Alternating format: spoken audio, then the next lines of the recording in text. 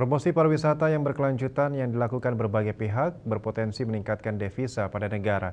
Salah satunya promosi pariwisata lewat ajang BBTF 2024 berpotensi terjadi transaksi pariwisata sebesar 7,61 triliun rupiah.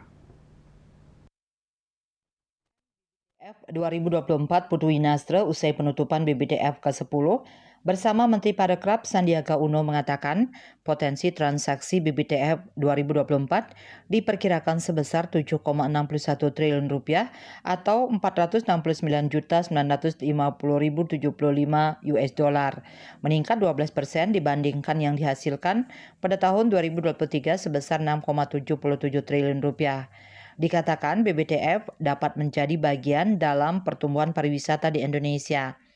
Menteri Pariwisata dan Ekonomi Kreatif Republik Indonesia Sandiaga Uno mengatakan pihaknya berkolaborasi dengan para pemangku kepentingan untuk menerapkan strategi guna mendorong pariwisata berkualitas dan berkelanjutan, tidak hanya berdasarkan lama tinggal daya beli tetapi juga menargetkan pasar dengan perilaku yang menghormati dan mempelajari budaya dan tradisi setempat.